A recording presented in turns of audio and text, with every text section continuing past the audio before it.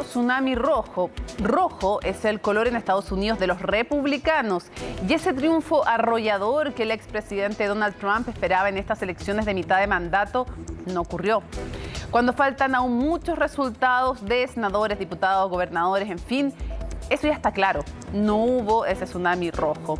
Aún en disputa el control del Senado y proyectada ventaja, pero muy estrecha para los republicanos en la Cámara de Representantes, o al menos mucho mejor todo esto que lo que el presidente Biden esperaba, con su baja aprobación y alicaída economía y alta inflación.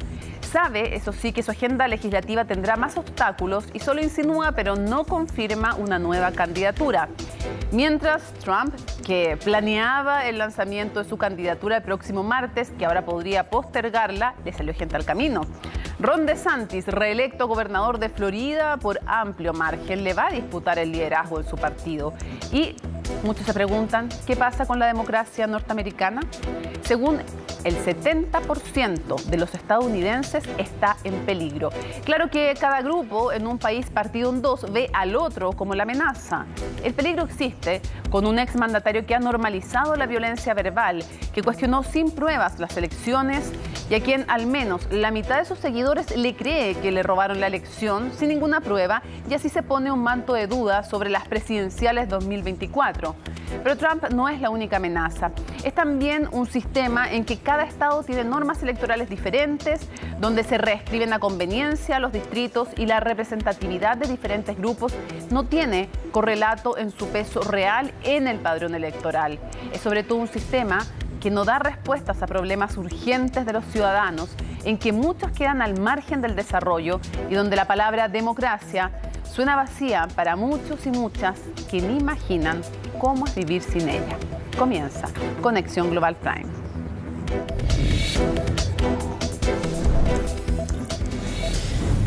Vamos de inmediato entonces a revisar cómo está hasta ahora, pero hacemos la prevención que van a haber disputas legales en algunos casos, que en otros faltan todavía por contar, pero si tuviéramos que recordar, los 435 miembros de la Cámara de Representantes se renovaban, estaba todo en disputa, en el Senado un tercio, 35 de 100.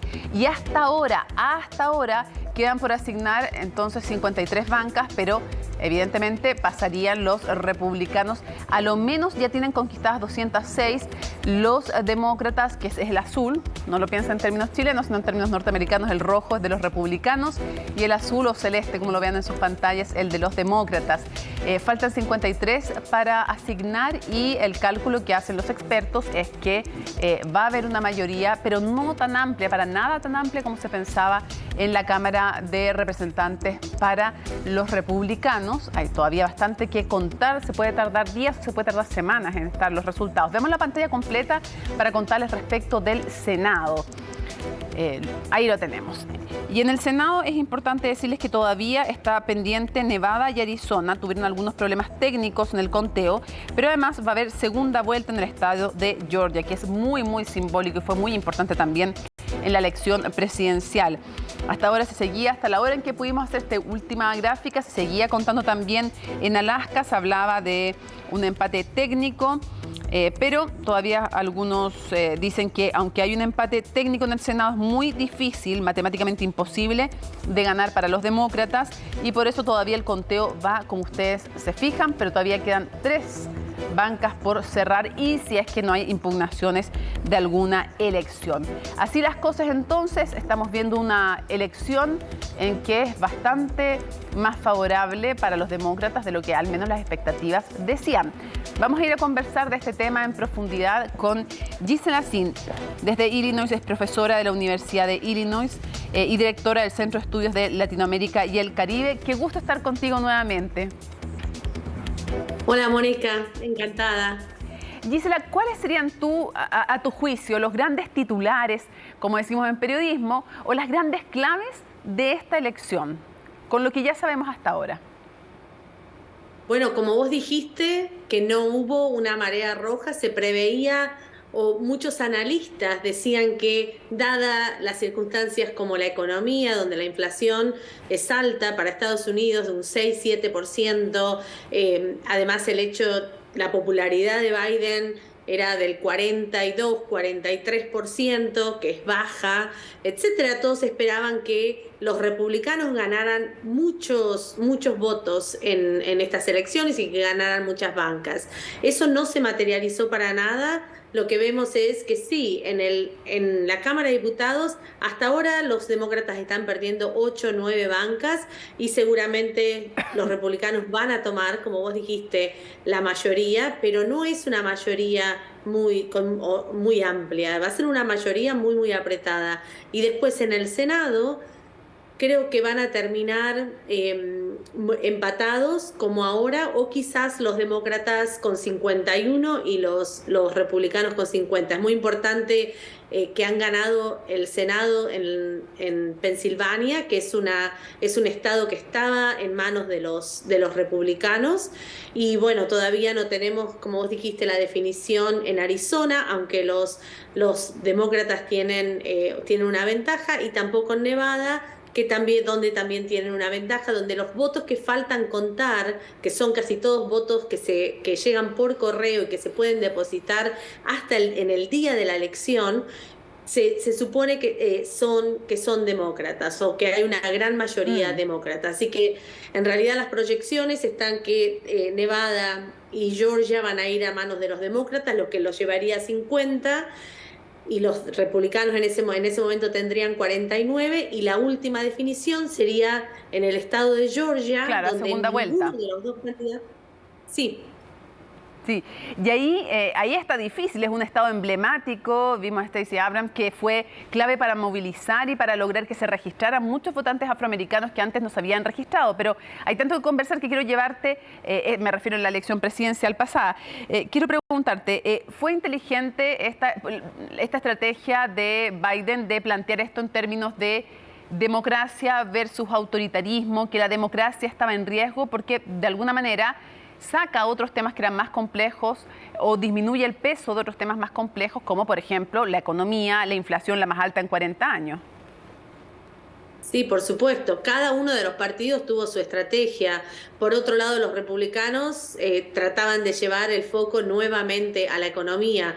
Los demócratas se focalizaron más que nada en esta idea de democracia, y que si muchos de estos candidatos ganaban, que en realidad eran candidatos apoyados por Trump y elegidos por Trump, no por el partido republicano, no por la élite del Partido Republicano, volvíamos a una situación de autoritarismo. Y el otro gran tema en el que los demócratas se basaron fue en la decisión de la Corte Suprema, que fue durante el verano, que anuló Roe versus Wade, que legalizaba el aborto a nivel nacional. Claro, que en el fondo daba este respaldo constitucional, lo cual da una cobertura nacional al aborto, pero que ahora va a depender de las legislaciones de cada uno de los estados.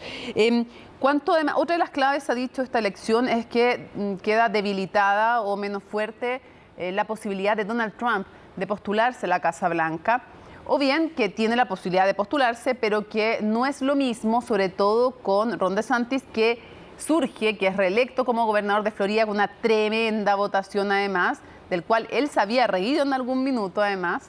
Entonces preguntarte cómo queda la figura de Donald Trump. Bueno, la figura de Donald Trump, por un lado, es Ron DeSantis ganó ampliamente en Florida. Pensemos que cuando Ron DeSantis ganó por primera vez, ganó por 0.4%. Ahora tiene una ventaja enorme sobre el demócrata. Eso por un lado. Y por el otro, que Donald Trump realmente se jugó en estas elecciones, porque fue el primer expresidente que se metió en las primarias, eligió candidatos, apoyó a esos candidatos, y como sabemos, en las primarias votan más que nada la gente que es muy partidaria, o sea, los extremos tienden a votar en primarias. Por supuesto, todos estos candidatos extremos que Trump apoyaba fueron electos y eran muy malos candidatos. Por ejemplo, el candidato en Pensilvania, Dr. Oz, una estrella de televisión, pero muy mal candidato. El candidato en Georgia, donde también los republicanos perdieron. de vuelta es un jugador de fútbol americano con muchísimos problemas de golpear a esposas. Al principio de la elección tenía 2 hijos reconocidos, para el final de la elección tenía como 5 que fueron surgiendo, o sea, la candidata senadora en Arizona, y de vuelta es como una situación parecida a la que los republicanos habían tenido hace unos años, en donde perdieron también la mayoría en el Senado porque tenían candidatos muy malos. Así que yo creo que esto debilita mucho a Trump, el hecho de que sus candidatos no hayan ganado la elección. Ahora, preguntarte también, de nuevo, tú eres experta en el tema de la figura presidencial, entre otras materias, preguntarte por la reacción, bueno, a todo esto, Trump diciendo, bueno, si ganan, cuando ganan es mérito mío, cuando pierden es culpa de ellos. Notable, lo encuentro notable. Mucha personalidad para decir aquello. Pero Biden dice, mire, yo siempre estuve súper optimista, les molestaba mi optimismo, tenía razón. Deja como ahí un manto de duda de si se va a repostular o no, hay dudas sobre su edad también. Pero la pregunta es, a lo menos para esta etapa que viene, ¿cómo queda su figura reforzada? Se pensaba que, y trataron también de hacer más tema de la política exterior, los republicanos, de la desastrosa retirada en Afganistán, aunque había sido acordada por Trump, pero fue ejecutada por Biden, lo desastrosa que fue, el tema de Ucrania y esta idea más aislacionista de los republicanos, pero parece que no, eso tampoco pesó mucho en esta elección. Entonces la pregunta es, ¿cómo queda Biden como figura? ¿Hay posibilidades de que se posicione o no para una próxima elección? ¿Con cuánta muñeca política queda ahora también con... igual, en el fondo no va a tener mayoría en la Cámara de Representantes, a lo menos. Eso ya es un tapón enorme para que avancen sus proyectos. Sí, por supuesto. Creo que ese va a ser el principal problema. Los presidentes, cuando tienen mayoría en ambas cámaras, aprueban más o menos el 90% de su agenda. Pero cuando no tienen mayoría en las cámaras, aprueban alrededor entre el 30 y 40%, o sea, a veces el 50% de su agenda. Por lo tanto, eso va a debilitar muchísimo a Biden. Y después, con respecto a si va a postularse o no, estamos viendo, yo creo que está más que nada en manos de él, y la decisión la va a tomar Biden. Hay muchas otras figuras que surgieron en esta elección. Por ejemplo, el gobernador de Illinois, Pritzker, que ganó con muchísimos... con mucha ventaja, el gobernador de California también. Así que vamos a ver si Biden llega a decir que no se postula a un segundo término por su edad, su energía y demás. Creo que va a haber muy buenos candidatos para reemplazarlo. Quiero que revisemos a pantalla completa una gráfica, Gisela, yo te la voy contando, que es respecto a qué es lo que había pasado normalmente con los distintos presidentes. Todos duran 4 años los periodos, pueden repostular una vez y todos enfrentan al año 2 estas elecciones, que por eso se llaman de mitad de mandato. Y en general lo que vemos, siempre pueden haber excepciones. Lo que pasa, por ejemplo, tomemos un ejemplo. En el Senado, Clinton perdió 54 bancas. En el Senado ganó una, en el caso de Bush perdió 6 y pierde la mayoría. Eso fue súper dramático para Barack Obama. En el 2018 perdió 2. Donald Trump. En el caso de Biden lo estamos viendo ahora. Él decía, porque en general él pierde escaños en las elecciones de mitad de mandato el que está en el poder, y así ha ocurrido desde las elecciones, salvo en 1934, 98, 2002, pero en general solo logra muy pocos mejorar su posición de manera relevante.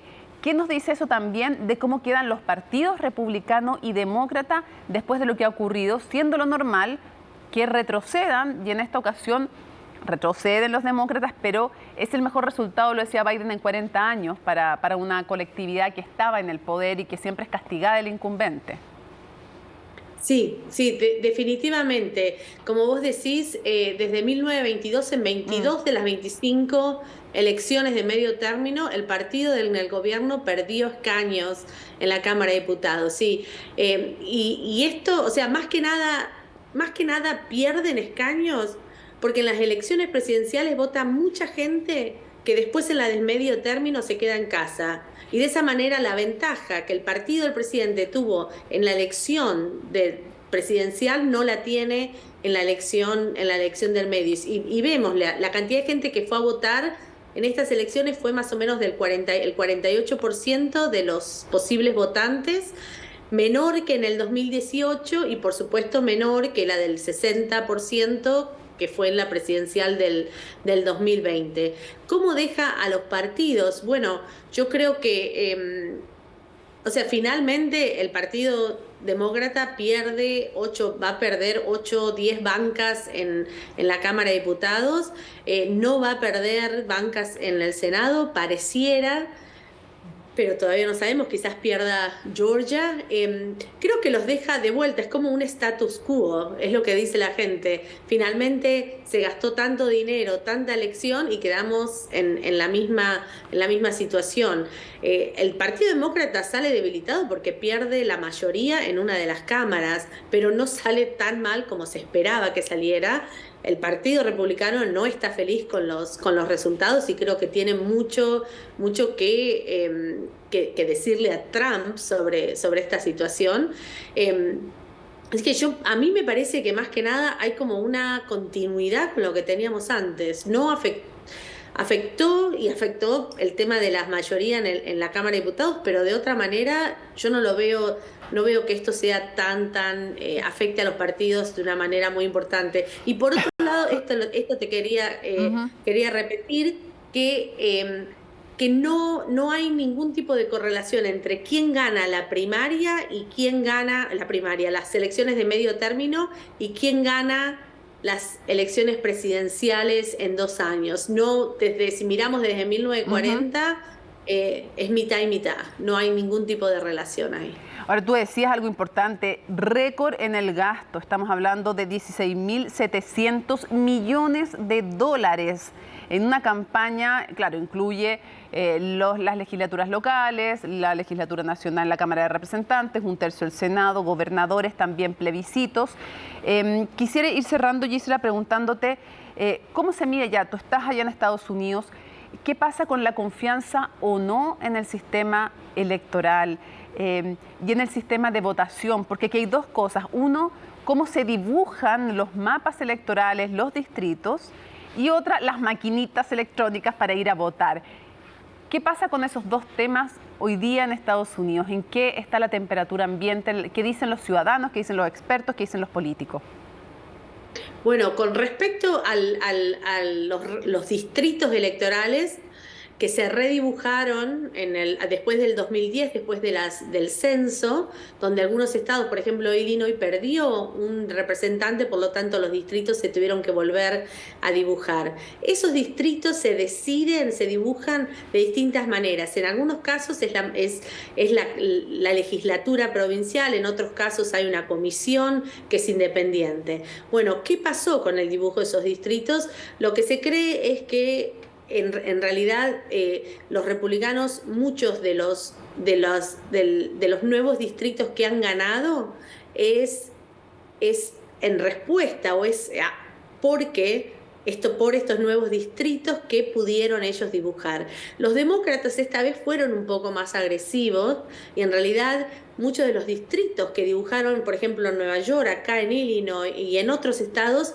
favorecían a los demócratas, pero la Corte Suprema de cada uno de estos estados en realidad rechazó los distritos dibujados de los demócratas, pero en los estados en que los republicanos redibujaron estos distritos de una forma en que los favorecía, en realidad nada pasó y esos distritos se aceptaron. Así que, por ejemplo, 2/3 de los distritos que fueron sumamente competitivos y en los que muchos de los republicanos están ganando, fueron como resultado de estos nuevos dibujos de los distritos para diputados. Y después, por otro lado, con la confianza en el tema de las máquinas y demás. Yo creo que eso fue sorprendente en esta elección. Trump llamó a la gente a que vaya a protestar, a que esté ahí cuando contaban los votos, que fue algo que vimos en el 2020. Eso la verdad es que no se materializó. Nadie fue a votar, nadie se está quejando de los resultados, que me parece algo muy, muy bueno. Hay algunas personas que no creían que no creían en los resultados del 2020, que han perdido las elecciones, pero me parece más que nada importante recalcar que el sistema funciona, o sea, funciona muy, muy bien. En los estados en los que todavía no tenemos resultados, más que nada es porque esos estados empiezan a contar los votos que llegan por correo el día de la elección, los empiezan a procesar y a contar. Por lo tanto, tardan muchísimo tiempo. Esto es Nevada, esto es Arizona, pero por otro lado creo que en ese sentido bastante bien, mejor que en el 2020. Nos alegramos de aquello. Gisela, muchísimas gracias por habernos acompañado desde Estados Unidos en vivo y en directo cuando son las 11 de la noche con 3 minutos. Muchas gracias a vos, Mónica. Un abrazo. Y ahora queremos ver cuáles eran las batallas emblemáticas, cómo fue esta elección. En su nota nos lo cuenta Laura Soto. Son parte de los protagonistas de este super martes electoral en Estados Unidos. Caras conocidas y otras no tanto que integrarán la arena política de un país dividido en rojo y azul. Pero la contienda no está cerrada en estas elecciones de medio término, en las que republicanos y demócratas siguen luchando voto a voto por obtener los últimos cupos que quedan por definir en el Senado, la Cámara de Representantes y algunas gobernaciones estatales. Pero con lo de este martes ya se pueden sacar algunas conclusiones. Y es que la llamada ola roja de la que tanto se habló no fue tal. Si bien en la Cámara Baja los republicanos tienen hasta el momento la mayoría, esta es menor de la que se esperaba. En el Senado la carrera sigue sin un claro ganador. Aunque todavía no conocemos todos los resultados, esto es lo que sabemos. Mientras la prensa y los expertos predicen una gigantesca ola roja, eso no ha ocurrido. Y sé que se molestaron un poco por mi optimismo obsesivo, pero me sentí bien durante todo el proceso. Los demócratas rompieron con las expectativas, aunque los republicanos también han obtenido victorias claves, como es el caso de Ron DeSantis en la gobernación de Florida. Gracias al abrumador apoyo del pueblo de Florida, no solo hemos ganado las elecciones, sino que hemos reescrito el mapa político. Su sólida victoria con más del 59% de los votos reafirma su eventual carrera a la Casa Blanca para 2024, elecciones a las que también se presentaría su compañero de partido Donald Trump, con quien ha tenido más de algún roce. Sin el triunfo arrollador que se esperaba para los republicanos en estas elecciones, las aspiraciones presidenciales del exmandatario se han visto hasta ahora un poco debilitadas. Creo que si ganan me debería llevar todo el crédito, y si pierden no deberían culparme en absoluto, pero probablemente ocurra lo contrario. Pero lo que usualmente pasa es que cuando les va bien no me dan el crédito, y si les va mal me culparán de todo. Otro que obtuvo un triunfo clave, pero para los demócratas, es John Fetterman en Pensilvania. Cada condado, cada voto. Y eso es exactamente lo que pasó. Los atascamos, mantuvimos la línea. Nunca esperé que fuéramos a convertir estos condados rojos en azules, pero hicimos lo que teníamos que hacer. Cada condado, cada voto es la estrategia con la que este demócrata de 53 años afirma haber podido conseguir un cupo en el Senado. En un reñido conteo, quien también es vicegobernador del mismo estado, logró vencer a Mehmet Oz, celebridad conocida por su show Dr. Oz. La victoria de Fetterman es celebrada por partida doble, ya que en mayo recién pasado había sufrido un derrame cerebral en plena campaña. La batalla por el control de la Cámara Alta sigue en suspenso. 3 estados faltan para definir este resultado: Nevada, Wisconsin y Georgia. En este último habrá una segunda vuelta en diciembre, ya que ninguno de los 3 candidatos en cuestión alcanzó el 50% más 1 necesario para coronar a un ganador.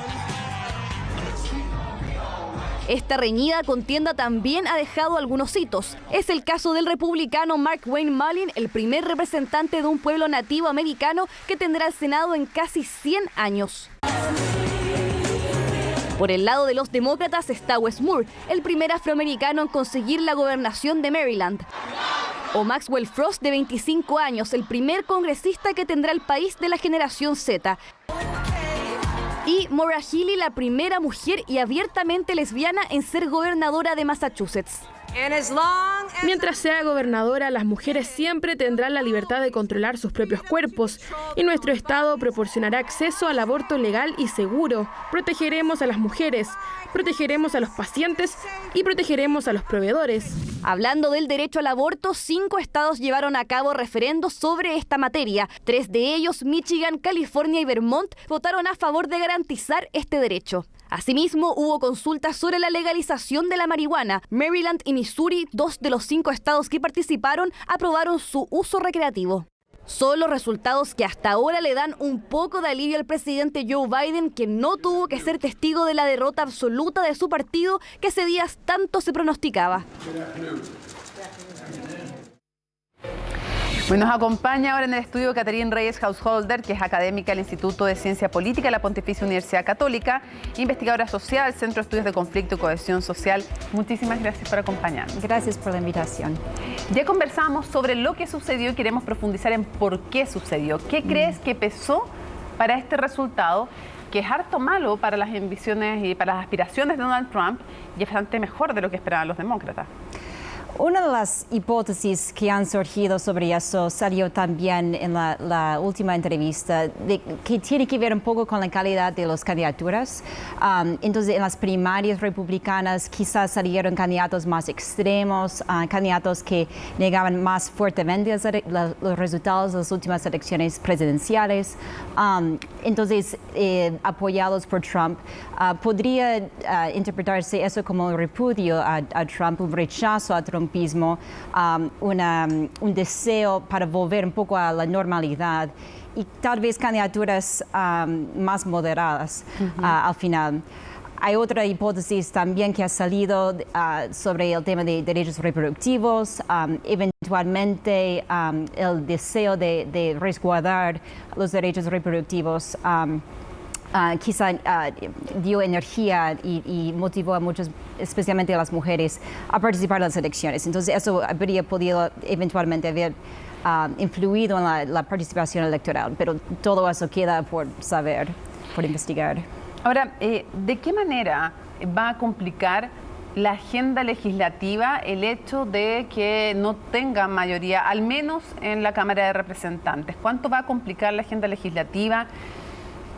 Es un negociador, fue muchísimos años congresista Biden, pero ¿cuál va a ser la motivación también de quienes recuperan al menos la Cámara de Representantes, los republicanos? ¿Cuál va a ser la motivación? ¿Qué les conviene también pensando en sus propios mandatos, pensando en lo que pide la gente, en la elección presidencial? Cambian las prioridades legislativas en muchos sentidos. Si los republicanos ganan la Cámara, van a priorizar temas de inmigración, temas de derechos religiosos, y Biden podría volver a ser un presidente más reactivo, reaccionando frente a cosas que están pasando en las cámaras, en el Congreso. La estrategia de Biden podría ser cambiar y hacer más órdenes ejecutivos. Entonces, en vez de intentar aprobar legislación a través del Congreso, usar otro tipo de poder presidencial que esos de órdenes ejecutivos.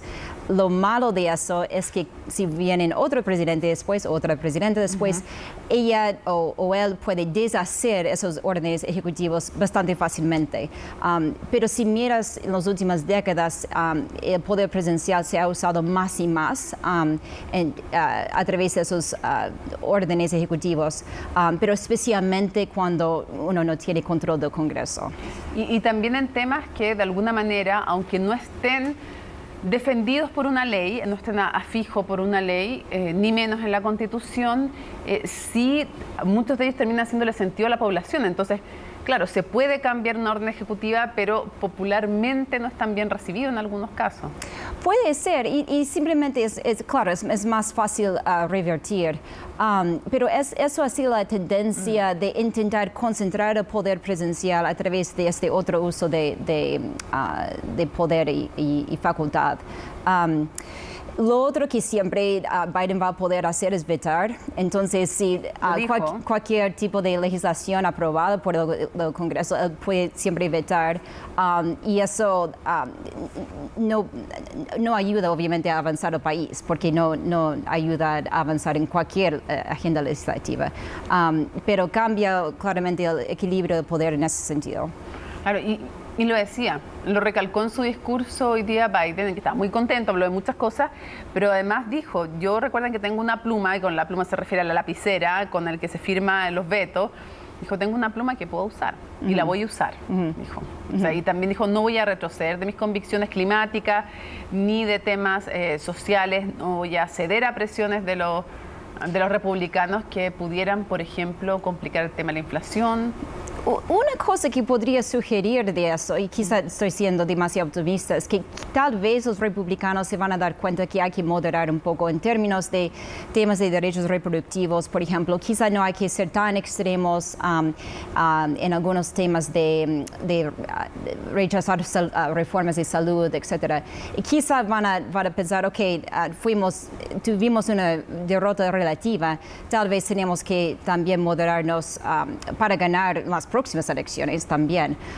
Y tal vez van a intentar, algunos líderes en el Partido Republicano van a intentar deshacerse de Trump y el trumpismo, porque se vio que una interpretación principal es que no ganó el trumpismo en esas elecciones. Ahora, preguntar también en respecto de la posibilidad de que se vaya incubando una negación o un desconocimiento del próximo episodio electoral, que son las elecciones presidenciales. Y te lo pregunto porque además a lo menos 150 candidatos apoyados por Trump fueron electos. Y en general muchos de ellos han cuestionado desde la elección pasada esos resultados sin dar ninguna prueba, pero los han cuestionado y han seguido hablando en contra de las autoridades electorales. E incluso se elegían aquí también por lo menos 7 secretarios de Estado a nivel de los estados, no del Estado chileno como uno lo piensa, sino que estamos ahí, tendremos que hablar del sistema federal como el sistema nacional, pero a nivel local, a nivel de cada estado, se elegían por lo menos 7 autoridades claves que son las que certifican en ese estado la elección. O sea, que dicen, como sabemos que es una elección indirecta a la presidencial en Estados Unidos, que dicen en este estado los miembros del colegio electoral que van a votar son estos y estos, y certifican la elección. Y había 7 por lo menos que son personas que han negado la limpieza de las elecciones pasadas sin ninguna prueba, pero lo han hecho. ¿Qué pasa con el resultado de estas elecciones, con eso, con la democracia, con la certeza de que se acepten los resultados? No, eso fue una de las grandes preocupaciones en esta elección, de cuántos candidatos que niegan a elecciones. Y hay que acordarse que hay grados en ese tipo de discurso. Algunos que levantan dudas sobre quizá había fraude, no sabemos, pero quizá había. Y hay otros que niegan claramente, más fuertemente los resultados y la legitimidad de las elecciones. Entonces hay todo tipo de grados. Y lo que se piensa que ocurrió es que se eligieron menos de esos tipos de candidatos negacionistas que representan la amenaza mayor. Pero claramente depende también de dónde se eligen. Entonces, si se eligen en estados de batalla, digamos, estados claves que pueden ser rojos o azules y están muy apretados, eso es más peligroso en el sentido de que quizá esas personas podrían influir más directamente en 2024, que sería la próxima elección presidencial. Pero por ahora, las peores pesadillas parece que no han ocurrido. Pero cuando uno pregunta sobre el estado de democracia en los Estados Unidos en términos de opinión pública, hay personas que piensan que quizá la democracia está en peligro porque los perdedores no reconocen los resultados o porque dicen que hay fraude cuando no hay fraude. Pero hay otras personas que realmente creen que hay fraude y también es un peligro de la democracia. Entonces, hay mucha desinformación aquí que es preocupante y hay diferentes razones buenas y equivocadas, yo diría, de tener esa impresión de que la democracia está debilitada o en peligro. ¿Y en qué ves tú esos signos de peligro para la democracia? ¿En qué se manifiesta y cuáles son esos temas, esos hechos en los que habría que trabajar justamente? ¿Cuándo notas tú ¿Cuándo has notado a lo largo de todo este periodo? Por ejemplo, el lenguaje, la violencia verbal. O sea, el ejemplo mayor fue la última elección presidencial, cuando Trump no concedió.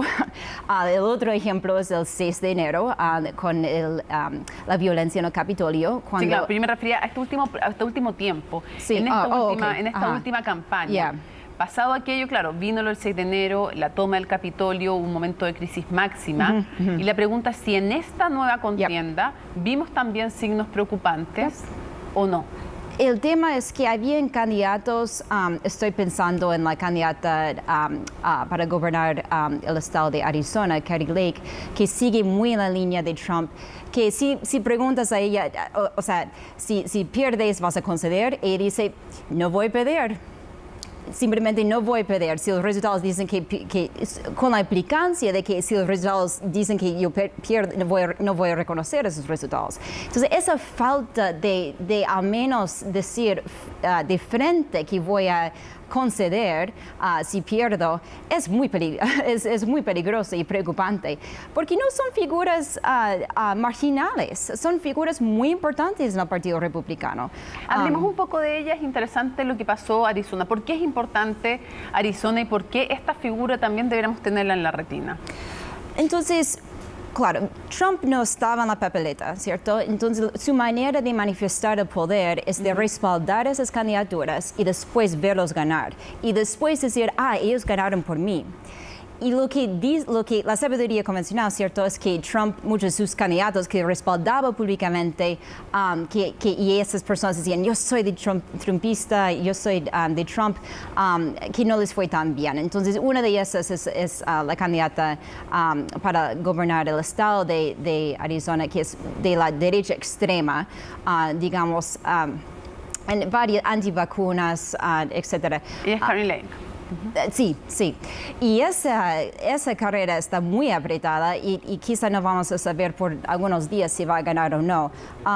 Pero eso es un ejemplo de cómo candidatos y candidatas de la extrema derecha han llegado a estar en el centro del poder del Partido Republicano. Catherine, Ron DeSantis, ¿cómo lo ves tú? ¿Qué nos puedes contar de él, reelecto por una amplia mayoría como gobernador de Florida? O sea, más de 20 puntos de diferencia, alguien que no es para nada moderado. ¿Quién es él? ¿Qué más podemos contarle que nos están viendo? Porque empieza a sonar como posible competidor en la interna republicana ya se escuchaba de antes, de Donald Trump. Entonces, en las encuestas de las primarias presidenciales para los republicanos, Trump está como muy arriba de DeSantis, pero DeSantis es segundo.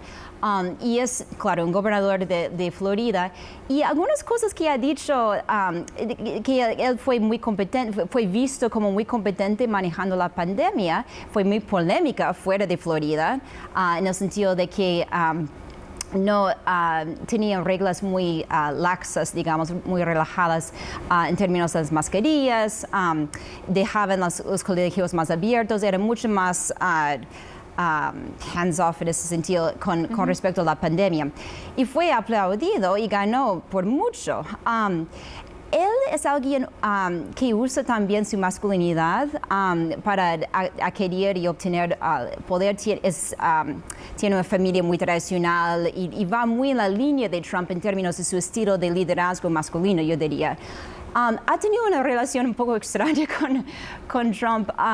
Si preguntas a DeSantis si las últimas elecciones presidenciales eran fraudulentas o no, él básicamente no contesta, pero sí ha apoyado candidatos republicanos que niegan los resultados de las elecciones. Entonces, es negacionista, no queda claro. Parece que no quiere contestar porque no quiere apoyar a Trump. O sea, claramente él quiere derrotarle a Trump en las próximas primarias y está buscando maneras de hacerlas. Ahora, vas a ver una batalla discursiva entre DeSantis y Trump. DeSantis va a decir, yo estaba en la papeleta, yo gané por 20, creo que eran alrededor de 20 puntos porcentuales. extraordinario. Eso se debe a mí. También ganó muchos republicanos en todo el estado de Florida. Florida ahora es un centro de poder republicano, poder rojo en ese sentido. Y DeSantis va a decir, Trump, sus candidatos no les fue bien. O sea, ¿cómo va a liderar el partido? La gente está cansada de ese trumpismo. Van a necesitar a alguien como yo. Y DeSantis no es alguien moderado, como dices, es alguien también bien de la derecha o extrema derecha quizás. Pero allí va a haber una batalla en cómo interpretar los resultados de esta propia elección y cómo posicionarse. Pero si ves las encuestas, igual tiene mucho para superarle a Trump, al menos en las encuestas sobre las primarias. Para cerrar, Catherine, ¿cómo lees tú el hecho de que ya hay algunos informes, entre otros el Washington Post y otros, que dicen que el equipo de Trump le estaría diciendo el martes 15 no lances tu candidatura, que era, o sea, obviamente que tal vez incluso hoy día mismo, si es que hubiera sido un tremendo exitazo, tal vez incluso adelantaba el lanzamiento de la candidatura, pero la idea era martes 15 de noviembre voy a hacer un gran anuncio. Todos sabíamos que se entendía que era el anuncio de su candidatura presidencial, pero parece que hay reticencia. ¿Cómo lees tú aquello? Well, claro, de hecho, Trump quería, ¿cierto?, anunciar su candidatura aparentemente el lunes, porque se pensaba que iba a haber una marea roja. Y después, claro, lo que calculaba Trump en ese sentido era que va a haber una marea roja y después voy a tomar todo el crédito. Porque yo voy a decir que anuncié mi candidatura y por eso ganó tanto los republicanos. Entonces, eso no sucedió. Entonces, ahora, claro, su estrategia cambió. Lo que Trump, como se vio en la grabación anterior, que Trump va a decir que no se debe a mí esas pérdidas y la gente que ganó sí se debe a mí. Entonces, echar la culpa a la mala calidad de candidaturas, echar la culpa a otras personas y básicamente intentar tomar el crédito para las pequeñas victorias que había. Se esperaba más, pero habían pequeñas victorias. Ya, pero esto es solo un retraso. No es que vaya a estar en duda la candidatura de Donald Trump, es solo un retraso. Es un retraso, ya. Y depende también de lo que sucede en los próximos días, claro, porque podría igual revertirse las chances del Partido Republicano en el Congreso. Catherine Reyes Householder, muchísimas gracias por habernos acompañado en Conexión Global Prime. Un gusto como siempre. Muchas gracias. Nos vamos a la pausa y volvemos con mucho más. Hay más Conexión Global Prime. Vamos a estar con Cassandra Swift desde Estados Unidos para ver el futuro de las relaciones internacionales de Donald Trump. Vamos a analizar mucho con ella al regreso de esta pausa. Volvemos a Conexión Global Prime. Vamos a ver unas cifras para entender también y volver a recordar la magnitud de país que estamos hablando y también los desafíos que enfrenta, ¿no?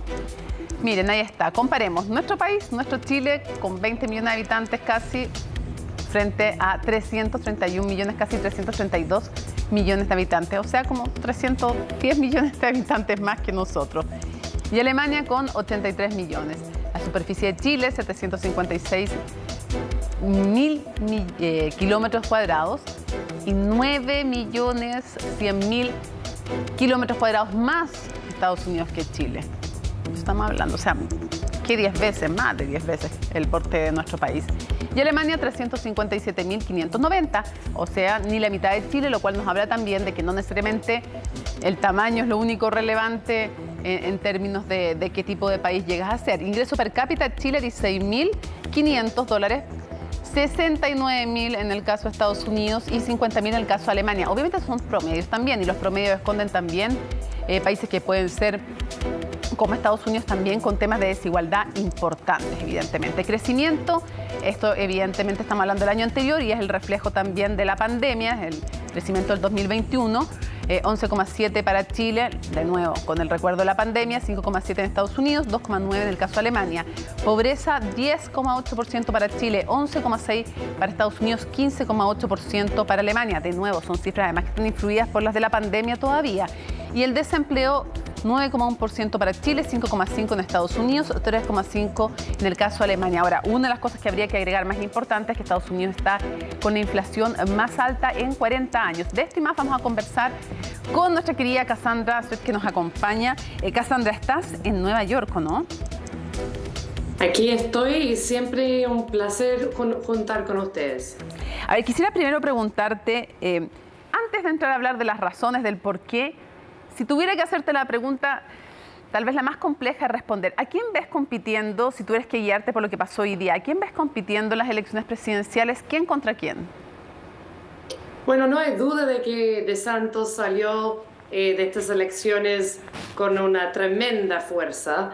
Y de hecho estoy un poquito en desacuerdo con la otra cientista política que tuviste, que encuentro muy sano, que tienes dos norteamericanas lanzando sus visiones, pero yo personalmente creo que Trump salió muy debilitado de estas elecciones y que la clara batalla por el lado republicano queda entre DeSantis y entre Trump.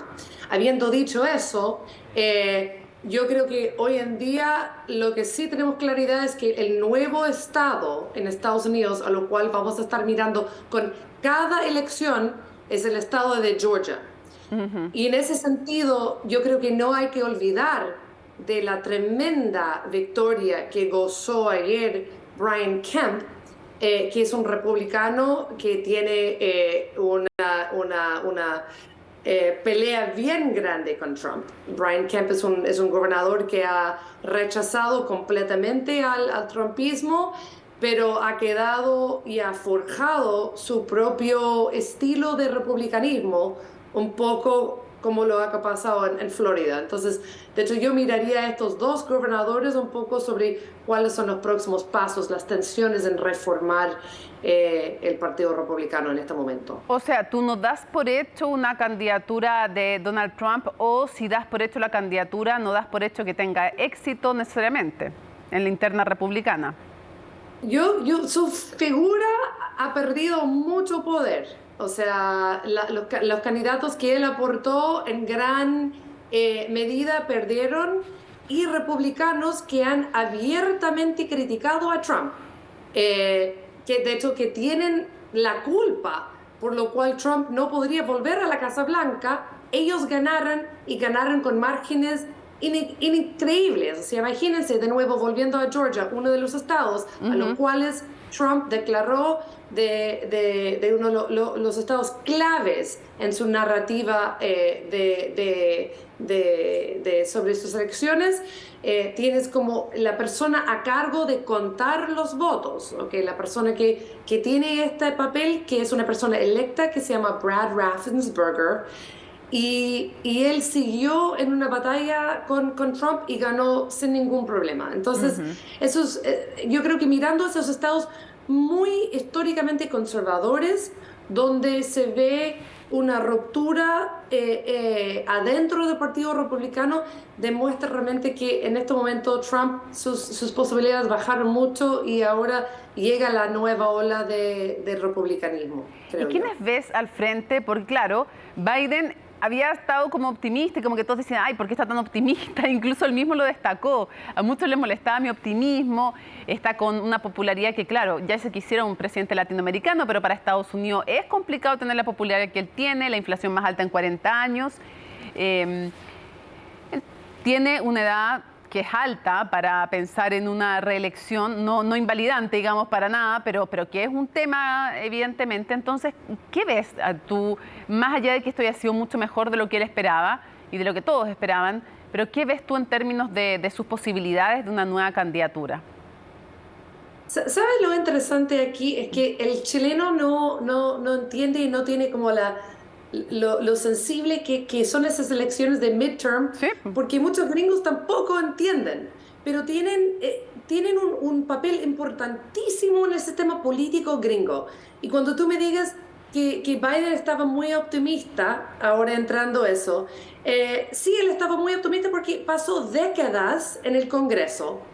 Él estuvo en el Congreso en el momento durante Obama, y recuerda lo celebrado que era Obama, ya en los midterms había bajado un poquito su aprobación, pero en esa noche los demócratas perdieron arriba de 60 posiciones, 60. O sea, imagínate, está en un congreso y las líneas de un día para noche cambian por completo. Eso ruinó la administración de Obama. Sí. En este momento, después no podía hacer nada. Biden estaba en aquel momento presente, vivió todo eso. Entonces, él no tenía miedo, ciertamente, de perder ese tipo de poder porque él vivió eso y él entendió que es natural para nosotros, es natural que un presidente, que sea Reagan o Nixon o Obama o Carter, a todos les ha pasado, tremendamente también con Clinton, que se pierde en esa noche de midterms, hay una presión, siempre ocurre, con la excepción de ayer, porque ayer es inexplicable. Tienes un presidente que tiene una aprobación bajísima y los republicanos, si bien a lo mejor van a reganar la Casa de los Representantes, lo van a hacer ganando unos 10, 15 asientos. Esto no es nada. Entonces, no es decir que eso no fue una ola roja, eso fue un fracaso total para el Partido Republicano. Y no lo digo con ninguna perspectiva política mía, personal, es entender que en el trayectorio histórico los republicanos deberían haber tomado muchos más asientos, y por no haber tomado esos asientos se está produciendo una ruptura real adentro del Partido Republicano. Entonces Biden fue optimista, quizá por no estar tan conectado anteayer, pero hoy está optimista porque realmente esta elección... Sí, Cassandra, cuando yo te hablaba del optimismo me refería al optimismo previo, al que cuando él se manifestaba nos va a ir bien, nos va a ir súper bien, como que los demócratas o los norteamericanos le decían, pero ¿por qué está tan optimista si no le va a ir bien? Porque las encuestas decían otra cosa, nuevamente se equivocan las encuestas. Quiero preguntarte por un tema que es, a ver, se habla menos, pero a mí me parece que es importante porque también nos puede ayudar a pensar nuestro país. El sistema electoral en Estados Unidos tiene un cuestionamiento, bueno, tiene varios cuestionamientos, pero cada estado tiene normas particulares, pero además hay un tema de cómo se dibujan los distritos. ¿Quién dibuja los distritos? Este llamado gerrymandering, que es en el fondo que muchos se preguntan el diseño de cada distrito. Cada uno lo trata de hacer para, en el fondo, dejar o fragmentado al oponente, o lo fragmentas para que pese poco en un distrito, o bien dejas englobados a muchos de ese grupo para que en verdad lo dejas en uno que ya tenían ganado. Entonces, si dejas más de eso en la población dibujada, no pesa mucho más. Entonces, la pregunta es, ¿cómo le podrías explicar a los chilenos la importancia de cómo este gerrymandering, el diseño de los distritos, cómo puede ser de importante para las decisiones futuras en Estados Unidos? Y que claro, para que también uno mira a otro país y ve, a ver, cómo se dibuja un mapa electoral, pucha que es importante. Es importantísimo y es un proceso que se realiza como cada 10 años después de realizar el census. Entonces, cada 10 años medimos la gente donde viven, cuando entran, cuando salen. En el último census, por ejemplo, Nueva York perdió en comparación a los otros estados, entonces perdió un asiento en el Congreso. Y eso provocó un tremendo batalla adentro del Partido Demócrata en Nueva York, porque imagínate que tienen que dibujar todas las líneas de los distritos sacando a alguien. Y eso ha producido mucho movimiento acá en Nueva York y ha afectado y tiene la potencial de afectar al equilibrio que está en Congreso. Pero Mónica, esto es algo que en Estados Unidos se hace justo en cada década, lo hagan a través de del Congreso, en el fondo, del Congreso del Estado. Y eso es una figura que no existe en Chile, pero que es potentísimo en Estados Unidos. Que nosotros tenemos ese sistema al nivel de cada estado. De hecho, hay un estado que no tiene Congreso, que es Nebraska, es otra historia.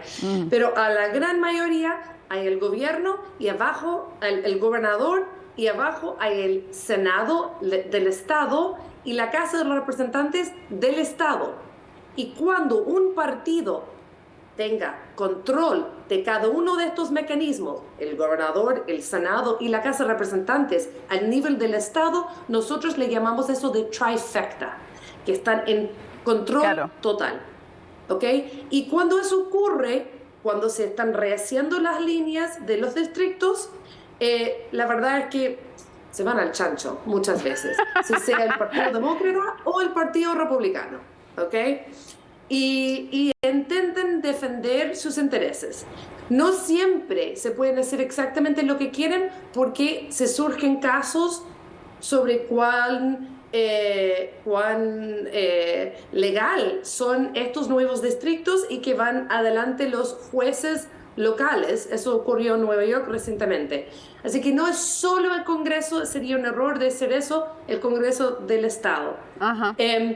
Por eso cada una de sus elecciones es tan importantes, porque como tú dices, es como un poquito una pelota de nieve, porque cuando un grupo comienza a tomar poder a través de esta trifecta, le dan más poder en la próxima vez de distribuir como están los distritos y lo hagan de una manera para favorecer. Oye, para cerrar, un tema de trivia, aprendí hoy día, tú alguna vez me lo habías dicho, Cassandra, pero que el gerrymandering, esta forma de redibujar, viene porque Mandarin, salamandra, tenía la forma de salamandra como dibujó Elbridge Gerry en 1744. En el fondo dibuja en forma de salamandra un distrito, entonces por eso Gerry, Mandarin, que es salamandra, para ayudar a un amigo. Entonces en el fondo le arma un distrito con forma de salamandra. El señor Gerry lo hace así para ayudar a su amigo y por de ahí queda entonces esta táctica como Gerry Mandarin. Lo aprendí hoy día, alguna vez tú me lo habías contado. Quiero cerrar con una sola cosa, Cassandra. ¿Cómo queda el país a nivel de la democracia y estas dos almas divididas y esta polarización después de esta elección? ¿Qué efecto tiene lo vimos cuando estuvimos juntas en las elecciones pasadas, en la cobertura de CNN Chile, en la elección anterior, un país súper polarizado? ¿Cómo queda ahora? ¿Cómo está el alma en el fondo de Estados Unidos, de la democracia de Estados Unidos? Yo creo que esta fue una de las elecciones que reforzó la calidad de la democracia en Estados Unidos en los últimos años. O sea, la verdad es que fueron dos partidos que presentaron sus candidatos y que de alguna manera tenían políticas definidas.